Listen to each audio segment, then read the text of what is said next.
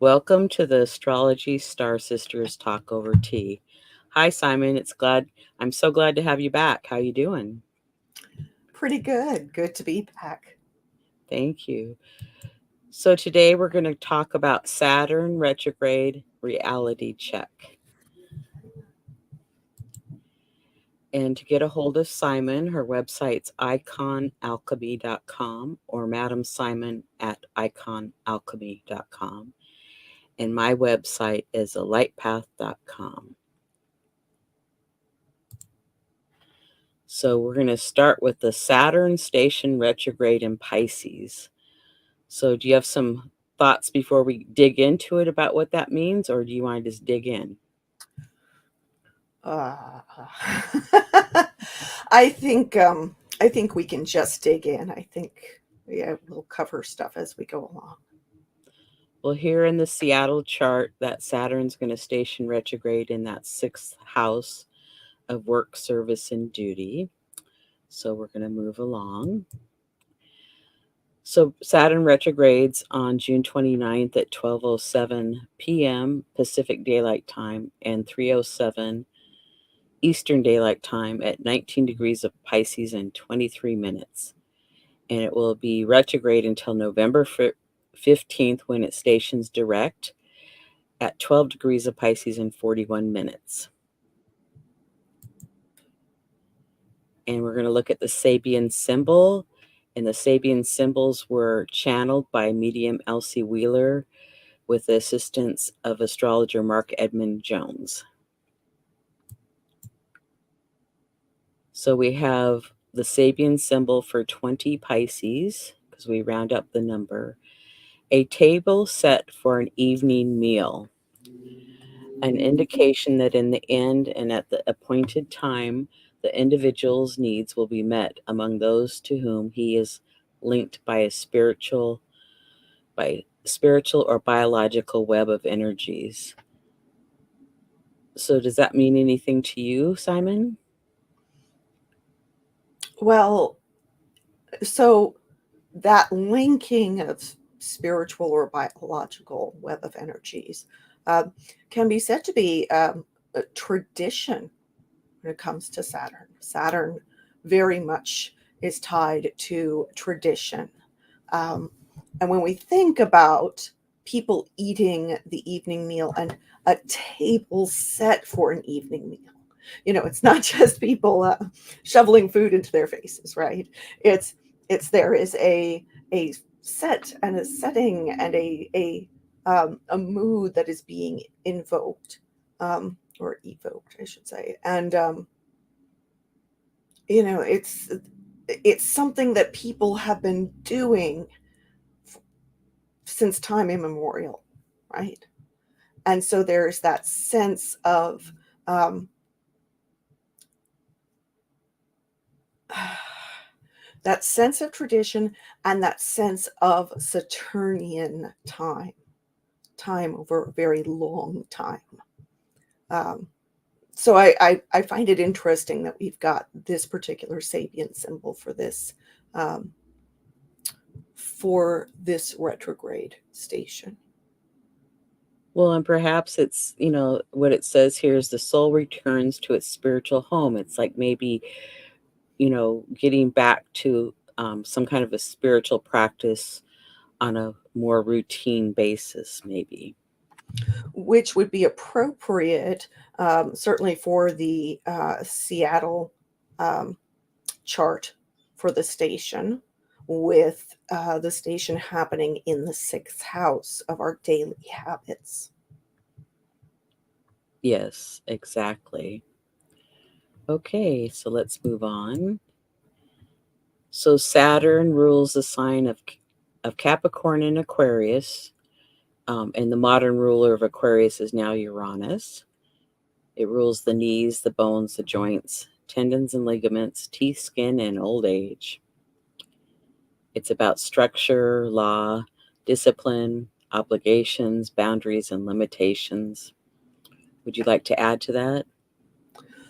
So I'm somewhat stodgy, and I don't view Uranus as the ruler of Aquarius. However, I do think it's interesting, this the kind of push-pull between that traditional rulership by Saturn of Aquarius and this modern or transcendental rulership of Aquarius by Uranus. It feels like, especially Aquarius has this group orientation, but for the group to prosper, the group has to be kind of dragged kicking and screaming into the future. Because, Saturn, as that traditional ruler, is, very set in its ways and wants things to continue as they always have been. And Uranus is just like, oh, no, we gotta, break the mold and, do things differently. And so there is, I think, that this dynamic between the two when it comes to Aquarius. Aquarius is a sign that's associated with iconoclasts, people who decide that they're going to do things their own way. So, well, thank you for that insight. I appreciate that. So Pisces is a mutable water sign. It's ruled by Jupiter and Neptune.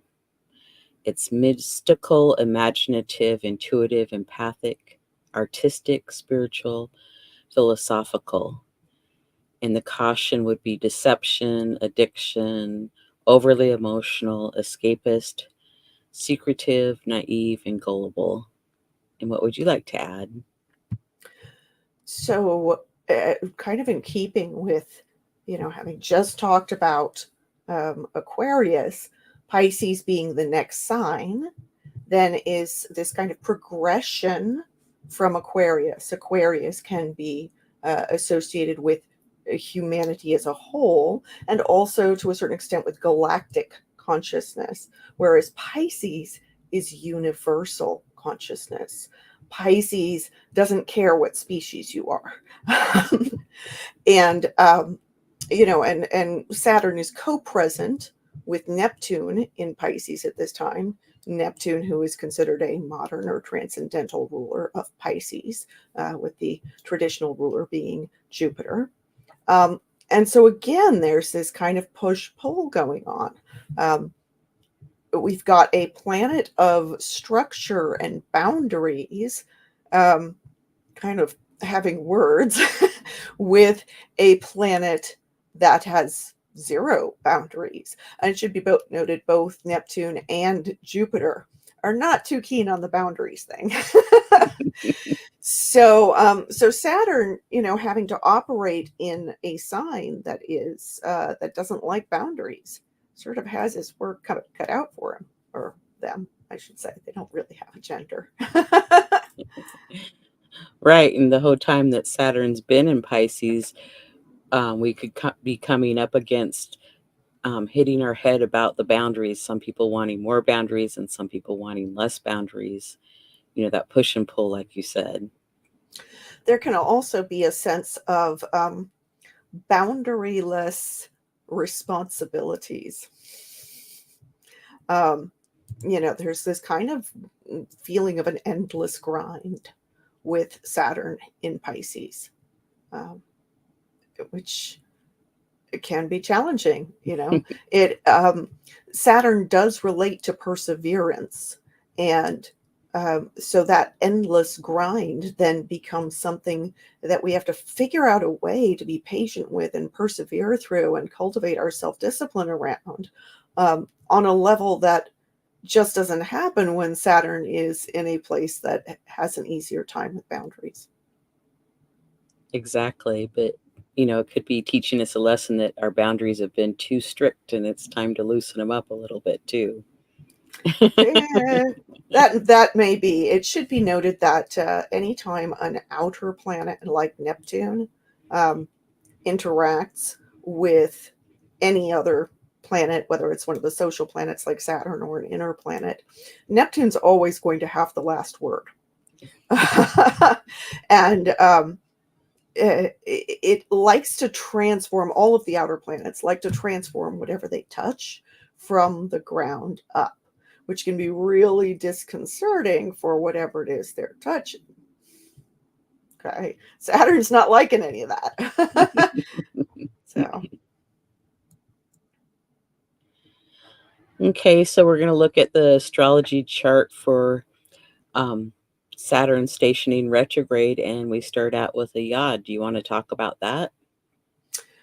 So, the yod, also known as the finger of God, is a configuration with a sextile at its base between, in this case, two asteroids, which are pointing then to the third body, in this case, the moon, at the apex.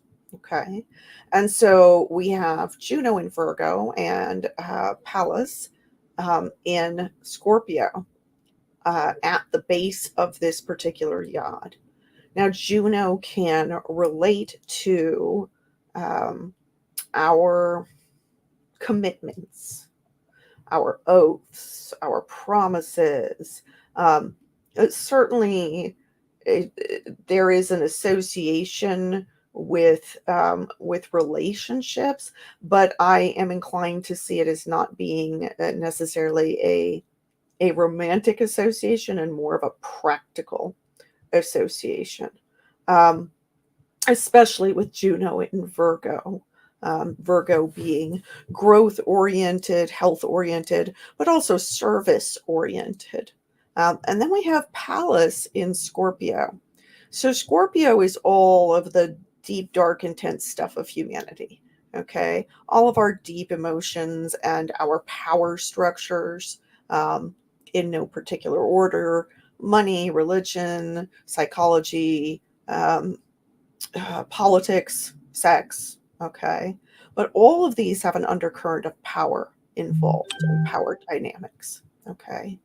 And so Pallas in Scorpio, Pallas is our strategic mindset, our ability to engage in tactical thinking, our wisdom. Okay, Pallas Athena is a goddess of wisdom. But keep in mind, Athena, also a goddess of war. And so Pallas in Scorpio then has the intensity and the drive to be strategic in how we are approaching power dynamics. Okay. And so here we have Pallas and Juno are in this supportive alignment that says we're going to make the promises that are tactically appropriate. We are going to, certainly do our best to keep our oaths, but we are mindful that that's not just a matter of, say, honor or responsibility, but rather there are consequences to not keeping our oaths. Okay. And so these two then are putting pressure on that moon in Aries. And that moon in Aries, it's about 12 minutes from my natal moon now that I look at it. Oh, joy. So, Aries moon is Mars ruled, just like Scorpio is classically Mars ruled. Okay. There is a kind of an instinct toward being active, toward getting things done. It is also a bit impulsive. Okay. And it wants to be the hero. It wants to have the grand adventure. It wants to save the day. And so I think it will be really interesting to see how this particular yod sort of points at what are you doing to be the hero? What are you doing to save the day? And keep in mind, the moon is unconscious, right? So that's what's going on underneath the surface. It's not what we're consciously thinking about. So we may find ourselves kind of, running around trying to get a lot done. Quick to act or quick to react. Yeah. Yeah. And those asteroids are a quincunx to the moon, which is a 150-degree aspect, and those are shown by the green line, just so that people can kind of understand what a yode's made up of. And then the asteroids are in a sextile relationship to each other, which is 60 degrees away. So they're working together. Yeah. Okay. So then we move on to a Grand Cardinal Cross. So this is some interesting energy, like I always think of grand crosses of, it's like being pulled in so many different directions. It's like kind of like, do I proceed? Do I not? What do I do? Yeah. So we have the nodes opposite each other. The north node is in Aries and the south node is in Libra. And then Venus in Cancer is opposite Ceres and Capricorn. And then so we have the oppositions, which are 180 degrees away from each other. But then it all connects up that they're 90 degrees from each other with a square to each other. So we come up with the Grand Cardinal Cross. Do you want to say what you think it's going to show us? Well, as you mentioned, a grand cross tends to have us feeling kind of pulled in multiple directions at once. Now, let's say this was a fixed grand cross, we would be feeling pulled in multiple directions, but we might feel like we were stuck. It would be harder for us to get a sense of movement. If it was a mutable grand cross, we might be going in lots of different directions at once, but it would be easier to kind of adapt to that energy. We could be a little bit more flexible about it. But a cardinal grand cross, each one of those placements wants to start something, wants to get something off the ground. Yes, like this, there's a serious push with the cardinal signs to initiate something. And so when you've got those going in four directions at once, it really, there's a lot more of I think, a feeling of being kind of torn between the possibilities of what you want or need to do. In this case, we've got Venus and Ceres are both in a position that is known as being at the bendings of the nodes. And anytime you have a planet or asteroid or point that is squaring the nodes like that, there can be this sense that the thing that you want or that you're focused on in that area is somehow going against the grain, that it is that it can be a distraction from your main path that you're on, or it can be going against the flow of things, that there is this kind of need to step aside and deal with something that you normally wouldn't really want to be dealing with because you're focused on where you're going. And in this case, because it's Venus, that's going to relate to our relationships, our social connections. It can relate to wealth. It can relate to aesthetics. It can relate to, art and fashion and fun things in life. And one of the problems when we have Venus at the bendings is that it can feel like, I need to get these things done, but I have this yearning for things to be more enjoyable than they actually are. But when I see that across from Ceres, then, Ceres is, relates to the goddess Ceres, but also relates to agriculture, to cereal Ceres, and nurturing, to food, yes, but also to our emotional nurturing, what makes us feel fed and fulfilled. Okay. And when that's opposite Venus, there's this weird dichotomy going on because Ceres in Capricorn wants to achieve goals in the material world, wants to do the work and be responsible. It's ruled by Saturn. Okay, wants to complete things, and that Venus in Cancer just wants to love Vanya, wants to be a lover, not a fighter, and be close to home and close to family, and can be very emotionally sensitive and wants to make connections based on that emotional sensitivity, which Capricorn is not known for its emotional sensitivity. Doesn't mean those feelings aren't there, but they tend to be behind the mask of responsibility. Well, and I would just say during this time, be careful what you're committing to do, because a lot of requests from people or organizations or even your work perhaps or your family might be more than you can really take on at this point. And I would also say, take a little caution with how and what you're spending money on. It's like, do you really need that? Or, can that wait a few months? Or, maybe it'll be on sale, or, maybe you do really need it, but just, to kind of think about it a little bit. I would definitely say this is a time to avoid retail therapy. Darn. Ignore the whisperings of the fiscal irresponsibility fairy. Okay, now we're going to go to the Grand Air Trine.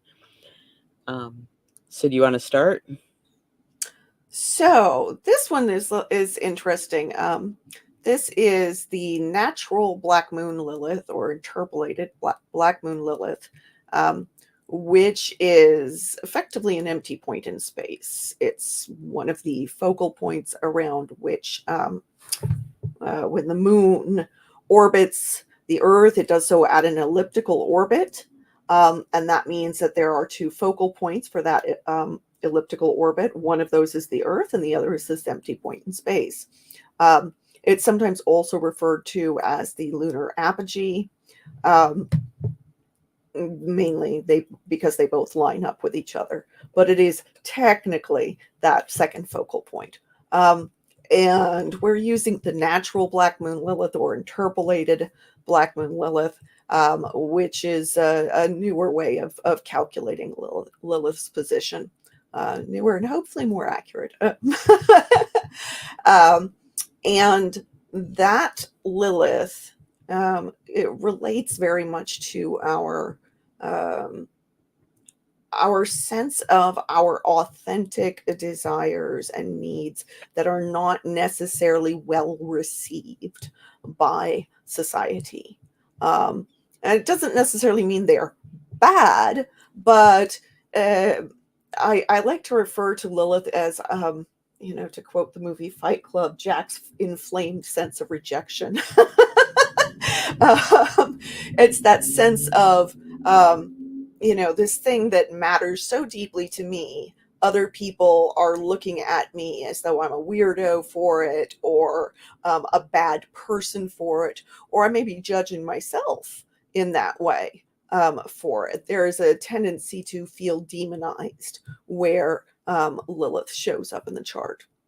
And so here we have Lilith in this trine in air signs with Pluto, who is one of the three outer planets, who governs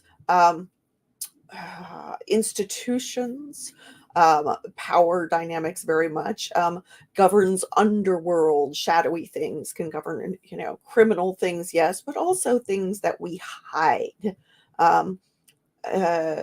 Shadow behaviors, compulsions, obsessions, those all relate to Pluto. And Pluto likes to show us what is toxic, that is lurking underneath the surface, that needs to be brought up to the surface and purged or transformed. And so we've got those two shadowy elements to this Grand Trine. And then we've got Jupiter, who is, our faith and our hope and our optimism and our luck, but who also makes anything he touches bigger. And so this is a time when some of our shadow behaviors may be coming up to the surface, and when we're likely to feel, I don't know if feel is actually quite the right way to put it, because these are not, these are more thinking placements, right? It's an air trine. But we may be having some ornery thoughts about how our ideas are being received by others. We may blurt out some things that others are not going to take kindly to, or that we may wind up expressing some serious control issues, and how that plays out. Well, we'll see. The other transits that are going on at this time are likely to temper that, but there's still a potential for people to kind of get in each other's faces during this time as a result of their ideas and the things they say. So the secrets that you have buried or the information you don't want others to know could come to the surface and be exposed, it sounds like. Yeah, definitely. So if you've got something you don't want other people to know about, you might want to keep your mouth shut. Thank you. And trines are 120 degrees apart, so it makes a grand trine when we have 3 that connect. So now we have 2 grand trines, one in water and one in earth, connecting together. So this is an amazing aspect. So it's like, there's some challenges, but there's also a lot of supportive energetics coming through in this astrology chart. Go ahead, Simon. Well, so let's see. We've got Juno and Ceres and Mars all in earth signs. And as I mentioned, that Ceres in Capricorn has a hunger to achieve our practical goals, is seeking stability. It tends to want to set foundations for things, and may desire to nurture us and others around us by providing materially. Now you combine that with that Juno, then that's going to enhance a sense of responsibility. Think about the parent who is working long hours, maybe even at multiple jobs in order to support their family. That's a huge part of this kind of dynamic, is that sense of responsibility. I am going to make sure that that the people who are dependent on me get their needs met. And then you combine that with that Mars. Now, Mars isn't in the happiest space in Taurus. Taurus is ruled by Venus, and Mars has trouble doing what Mars likes to do in Venusian space. Venus wants to, kind of sit back and let the good things come to her, not have to, go out and hustle for it. And Mars is like, but I want to hustle. And Taurus is more of a slow and steady energy, a persevering energy, whereas Mars can like to be somewhat quick.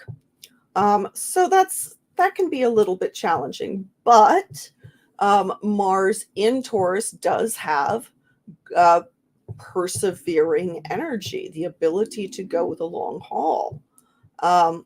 And that's rather nice when we've got this other trine with Saturn involved, because Saturn also likes things that, go for the long haul. So Saturn, we see, is trine Venus, more loosely trine Mercury, and trine Pallas. And so remember I said that Pallas relates to our ability to be strategic, and that's on a deep emotional level. Remember, since this is a water sign, the whole trine is water signs, right? So this is on our emotional level, the ability to persevere, the ability to have patience being emphasized by Saturn. And then Pallas in Scorpio, having that a little bit of ruthlessness, a little bit of willingness to do whatever it takes to get the job done, but also being strategic about that. So not just rushing in where angels fear to tread, right? And this then is supporting our ability to communicate via Mercury and our ability to connect via Venus. So that's interesting. This really, in combination, these two trines really do feel to me to be about what are our responsibilities to those around us, and how are we willing to meet them? What are we willing to do to meet them? And giving us support for those of us who are having to go the extra mile and do quite a lot in order to meet the needs of those we care about. Well, and it looks like a lot of cooperation is being asked. Because with those trines, to me, they're all those energies in those different planets and asteroids are all communicating and cooperating with each other. Yeah. And then we have a grand sextile with the slide before. It was all the trines, but then they all connect. So, sometimes with a grand trine, the energy can get stuck in the groove, so to speak, and kind of be flowing back and forth in that energy. But then with the sextiles connecting them all out, that helps the energy move. I think that it doesn't get stuck anywhere. So it also does emphasize that none of the gifts of these transits are just being handed to us on a silver platter. We need to be willing to engage with these energies and step up in order to meet them, in order to welcome those opportunities into our lives. But if we're willing to work with that, then that gives us this greater flow around the topics of these planets and whatever houses they're landing in our own natal charts. Okay, you ready to go on to the next slide? Okay, so what does Saturn retrograde suggest? So some rethinking and renegotiating of boundaries, reconsider responsibilities, reevaluate commitments, looking at the challenges that we've had to our boundaries, and reevaluate long-term goals. So, that's pretty interesting that we can take this time to kind of renegotiate. Looking at the charts, it looks like, we have a lot of work and energy to work on things, maybe reintegrate some kind of a spiritual practice, get back in touch with ourselves on a certain level, and then be part of a community or the world or our family, etc., etc. So one of the things that I associate Saturn with is what I call the shoulds. The ways in which we tell ourselves, I should do this or I shouldn't do this. And the shoulds in true Saturnian fashion, typically actually come to us from other people. They are things that we have internalized that our parents or our teachers or our community leaders have taught us. And that's great when they are helpful to us, when they align with our values and our needs. But for a lot of us, we've been giving rent-free space in our heads to somebody else's shoulds or shouldn'ts. I Okay. like that. And so this time, this Saturn retrograde time, is a great time to take another look at the shoulds and decide whether or not they really should be a part of your framework, a part of your values, and a part of your long-term goals in your life. So, let's say somebody grew up being told they should go to college and they should do that to get a good paying job and they should get married and have, the house and the white picket fence and the 2.5 children and the dog. But what if you're a cat person? What if you don't want children? What if you would much rather, I don't know, travel the world? What if instead of going to college for the so-called good job, you discover that, you really like working with your hands. You'd much rather be in the trades, and really you should be going to a trade school or getting an apprenticeship. Okay. And those are the shoulds that you want, as opposed to the shoulds you've been told. And for, one of the most notorious transits of our lives is our Saturn return. And part of what Saturn return is about is evaluating, are we on the right path? And if you've internalized a whole bunch of shoulds that have nothing to do with the path that is best for you, Saturn's going to let you know right around then. And so I do feel like Saturn retrograde periods are a very good time for revisiting, reevaluating the shoulds in our lives.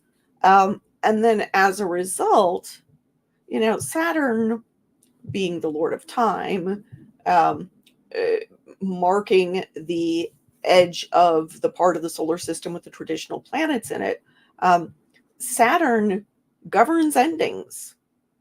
And Saturn also governs how much time do we have in this life? What are we going to do with this life?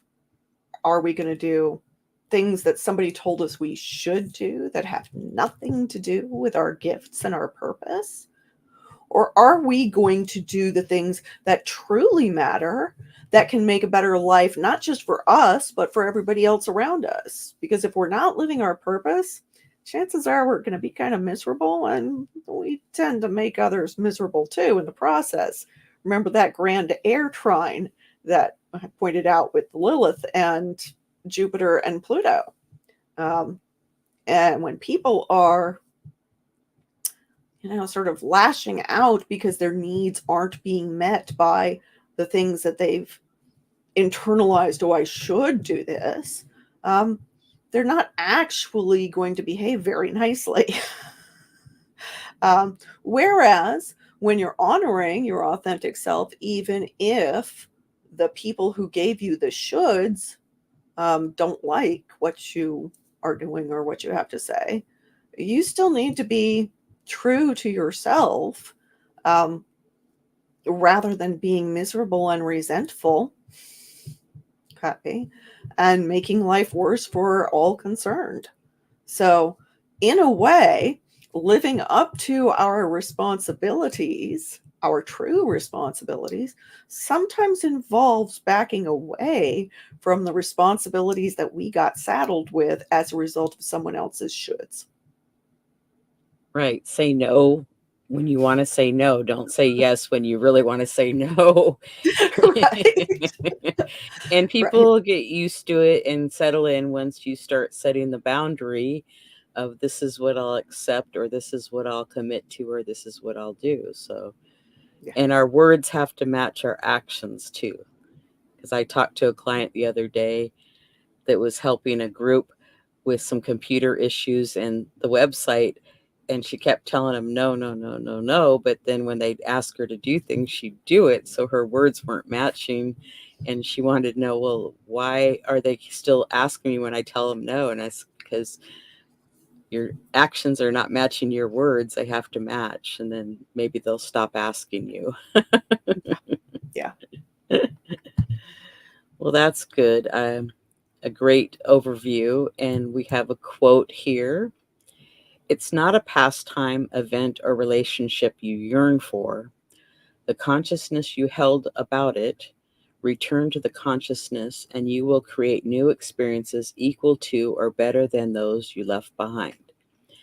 And that's by Alan Cohen. So, any last thoughts to leave our guests with? And I thank those that are watching live. We appreciate you. And we appreciate those that come and watch us when we're not live. So we appreciate everybody. But any last thoughts about Saturn retrograde and a reality check?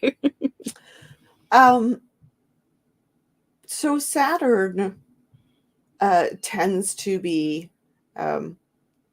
concerned with, what is stabilizing and what seems practical and maybe factual. But what's interesting is that Saturn can dredge up our fears, our insecurities, our inhibitions, our doubts. And so when we're being doubtful during this period, on one hand, yes, it can be useful to kind of, lean into that doubt, see where it's leading. Why are you having those thoughts? But at the same time, to recognize that because Saturn can be so serious and can stir up our fears, we want to be moving forward from a place of love rather than fear. It should be noted that at the top of Saturn, at Saturn's North Pole, there is a hexagonal shaped storm.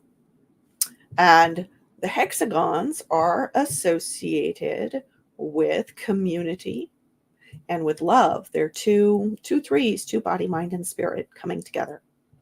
So Saturn can seem like a big boogeyman at times, but Saturn is also crowned with love. Okay. And so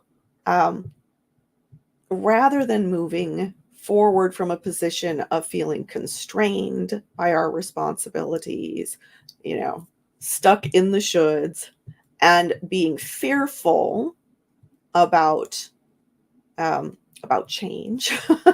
Saturn doesn't tend to like the change. But rather than being stuck in fear, it is appropriate for us to try to be as patient as possible with the process of making some better changes, some little shifts in our life and our attitude, and doing so from a place of love rather than fear. Well, that's beautifully said. I like that. Thank you for sharing that. So I invite you to come back and watch more episodes of the Astrology Star Sisters Talk over tea. And upcoming shows is the astrology forecast for July and the full moon forecast for Capricorn, and the full moon forecast for Capricorn number 2, because there's going to be 2 full moons in Capricorn. And then the Astrology Star Sisters, Simon's going to come back and we're going to talk about Mercury retrograde in Virgo. And then the summer solstice, the Cancer decans with Joy Vernon, and Dwarf Planet series and the moon with Sue Minahan. And then I will be on Talk Cosmos on June 30th at 1 o'clock. If you want to watch that, you can watch that live. And here's Simon's Patreon page. Would you like to speak to that, Simon? So in my little Patreon community, we have I talk to people about what transits. I focus mostly on the transits of what's going on. Both are kind of the day-to-day transits, and then my Patreon patrons get a monthly overview and then some weekly reports on that, and also get custom astrological art made for them. For some of them, it's for their solar returns. And then at other patronage tier levels, it's for individual placements within the natal chart. And that can be a really good way of helping people to visually and symbolically understand their charts and their lives better. So I'd love to have you join us and join our discussions there. Well, that sounds exciting. So again, Simon's website is iconalchemy.com, and my website is alightpath.com. We'd love to hear from you. Please consider subscribing, liking, and leaving a comment. Thanks for being here today with us.